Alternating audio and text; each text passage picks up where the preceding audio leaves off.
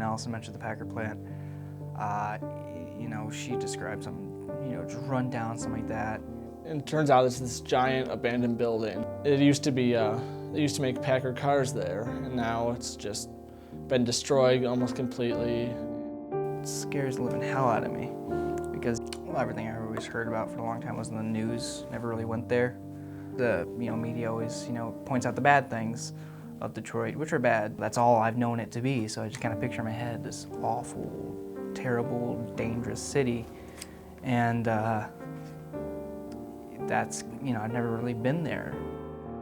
I grew up in a town called New Haven, Michigan. It's it's a little bit on the outskirts of Detroit, but it was a small town. There was this donut shop we'd go to every week with my dad. We'd watch the Three Stooges. We'd hang out with the neighbor kids, play some football and baseball. It was really a fun time, but it was pretty safe overall.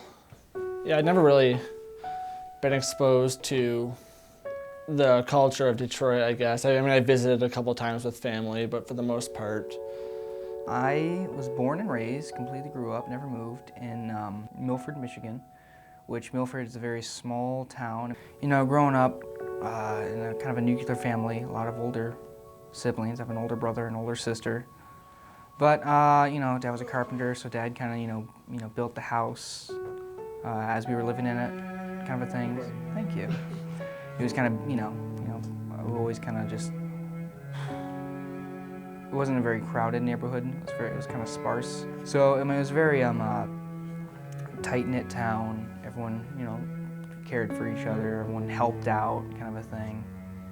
Hearing about the Packard plant, I was a little bit nervous. I was wondering, what's going to go on in there? Is it going to be safe? Just seeing it from the outside, it was like, this is a beast, and we're about to go tackle it. I was a little bit nervous, I'm not going to lie. When we pulled up, there was a security guard at the Packard plant, and the security guard was in his own car. I noticed that because he had stickers of his kids' high schools and tennis teams on the back of it, which I don't think, you put that on a government-issued car. The security's not budgeted with automobiles. They use their own car and put a magnetic light on top, so it's kind of, just very bare minimum, but needed. So it's like, oh gosh, that's the worst of both worlds right there. When we actually got in the building, walking there, there's glass all over the place. There's debris everywhere. And we got there, and it was, you can only imagine it so much, really, before you go there. And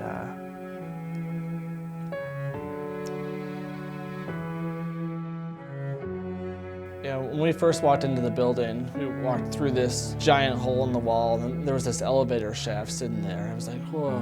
The elevator shaft. That is so eerie. I could see the cable just hanging from way up top, and then the elevator cart was on the bottom floor. It had crashed or something.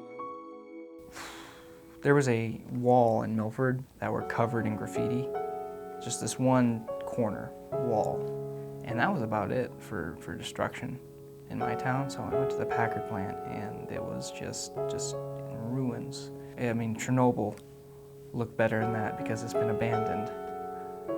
People go to the Packard plant, and it just destroyed it and kind of took their anger out on things there.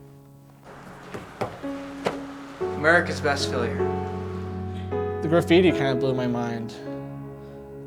The quality of the art that people do there is just amazing. There was this one piece, it was a gorilla, and it was kind of standing against a green background, and there was blood coming out of its mouth. I'm thinking, wow, whoever painted this guy is talented. Stuff like that, and it's kind of run down now. But if you think about it, you see a lot of the graffiti here, and I kind of the graffiti has a lot of history to it too. Some of us has some deep meaning, anger and emotion into it, and some just kind of pictures of male genitalia. That's what it is, When walking through the building, there were points where there would still be tile on the wall or on the floor that was still intact. Yeah, if I had the Packard plant, if I were able to buy it and I had an endless amount of money, I would first of all tear the whole thing down, kind of get the danger out of there, and build something like... Well, I'd probably want to put a theme park there.